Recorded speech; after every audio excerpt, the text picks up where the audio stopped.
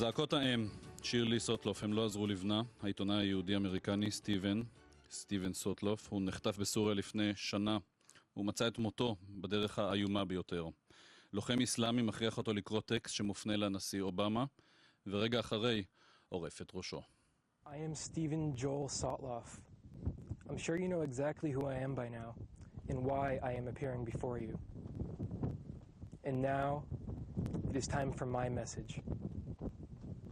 Obama, your foreign policy of intervention in Iraq was supposed to be for the preservation of American lives and interests. So why is it that I'm having to pay the בוקר טוב לאורן קסלר. interference with my life? בוקר טוב. חוקר המזרח התיכון במכון מחקר הנרי ג'קסון סוסייטי בלונדון. אתה הכרת את סטיבן סוטלוף, ולמרות שלא נפגשתם אף פעם, אתה מגדיר אותו כמעט חבר. בוא תספר. זהו, קשה לי לקרוא לו חבר, כי באמת לא נפגשנו אי פעם. היינו יותר סוג של חברים לעת.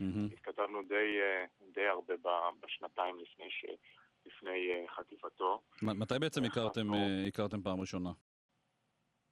סליחה? מתי הכרתם פעם ראשונה? הוא שלח לי מסר בפייסבוק שנתיים לפני שהוא נחטף, אז 2011.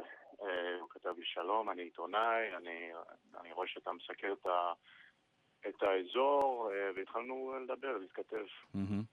על מה דיברתם? על מה התכתבתם? התכתבנו על זה שקשה להיות עיתונאי בימינו.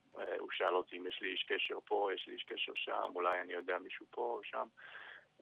דיברנו על האזור, על האביב הערבי, גם על עניינים אישיים. איפה הסתובב? באילו מדינות? אז זהו, הוא בילה תקופה בתימן, בבחריין. כשהוא יצר קשר איתי פעם ראשונה הוא היה בלוב. וכפי שאתם יודעים, הוא גם הגיע לסוריה כמה פעמים. אתה שאלת אותו על העובדה שהוא יהודי, ובכל זאת אין לו גם, בוא נאמר, השם שלו די מסגיר. עושים רגע גוגל ואפשר לראות את המקורות. דיברת איתו על הסוגיה הזו? כן, האמת שכן.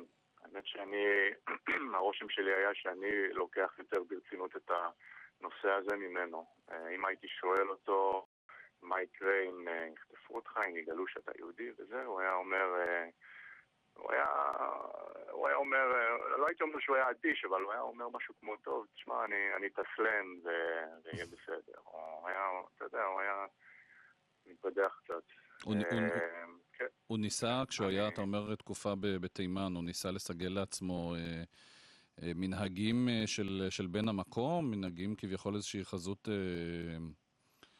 מוסלמית או משהו כזה, כדי להתגונן מפני האפשרות הזו שאתה מתאר של חטיפה? אז זהו, אני הבנתי שהוא סיפר להם שהוא ממוצא, שהוא מצ'צ'ניה, או משהו בסגנון.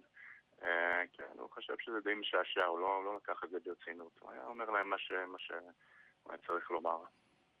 ומה הוא סיפר לך? מבחינתו לפחות. מה הוא סיפר לך על הכוונה שלו להיכנס בפעם הראשונה לסוריה? זהו, אז הוא סיפר לי שהוא היה בצד הטורקי של הגבול, הוא סיפר לי שהוא הולך להיכנס, הוא סיפר לי שהוא הולך לנסוע לחלב, אמרתי לו שיש המון ג'יהאדיסטים לחלב, כפי שהוא ידע בעצמו, הוא אמר יש ג'יהאדיסטים בכל מקום עכשיו בסוריה, ושהוא בכלל לא הולך להתקרב אליהם, כי הסיפור שהוא מחפש זה בכלל סיפור אחר. כן, אז אמרתי לו להיזהר. זה היה לפני שנה, 3 ימים לפני חטיפתו. אלה היו המילים האחרונות שאמרתי לו, be careful out there. הוא נכנס בשליחות של איזשהו עיתון? מה סוג המשימה עיתונאית שהוא ראה לנגד עיניו בתוך סוריה בתקופה כל כך מסוכנת? הוא היה פרילנסר, הוא כתב כמה מאמרים, כמה כתבות לטיים. אני מאמין שהוא היה שם בשביל טיים, אבל אני לא בטוח. בעיקרון הוא היה פרילנסר, הוא היה כותב איפה שהיו מקבלים אותו, הוא היה כותב בשמחה. ואני מבין שהוא נכנס יותר מפעם אחת לסוריה, נכון? נכנס ויצא. בין לבין ניסיתם להיפגש בישראל? זהו, הוא נכנס לפחות פעמיים, וכן, הוא היה תקופה במצרים, גם בקהיר, בתקופת המהפכה ואחרי, והוא באמת שלח לי מסר, אמר לי שהוא יהיה בתל אביב שבוע אחרי, שהייתה חתונה בתל אביב של חבר שהוא הולך להגיע, ושניפגש לבירה. ולצערי הרב, עכשיו בדיעבד, לא היה לי זמן באותו יום, אני אפילו לא זוכר מה היה לי באותו יום, אבל אמרתי לו, מצטער, לא, אין לי זמן, פעם הבאה. וזה קרה, אם אני לא טועה, זה קרה לפחות פעמיים שניסינו להיפגש ותכננו ולא יצא. כן. ספר לנו איך זה עובד, אנשים מאזינים שלא נמנים על הקהילה של העיתונאים. אתה סיפרת גם ששוחחתם ביניכם עד כמה זה קשה להיות עיתונאי בתקופה הזו. כן. ספר לי על סוג העיתונאים, סוג העיתונות הזו של כניסה לאזור קרב, כשאתה בכלל פרילנס, כלומר יש מצבים, גם אצלו אני מבין ממה שקראתי, היה מצב שהוא נכנס לסוריה בלי שהוא ידע בעצם בשביל מי הוא כותב. כלומר יכול להיות שהוא נכנס ואף אחד לא ייקח את הכתבה שלו אחרי זה. כן, זה בהחלט ככה, להיות פרילנסר זה קשה. גם כספית וגם נפשית וגם ביטחונית. כן, אני זוכר פעם אחת, הוא אמר, שאלתי אותו, אוקיי, למי אתה הולך לכתוב הפעם? הוא אמר לי, תשמע, אף אחד לא לוקח אותי, אז כנראה שאני אעלה לעמוד הפייסבוק, לדף הפייסבוק שלי. כן, תראה, גם אם אתה נכנס בחסות הניו יורק טיימס, נגיד, אין לך כל כך, אם המדינה האסלאמית רוצה לקחת אותך, הטיימס לא יכול לעשות שום דבר.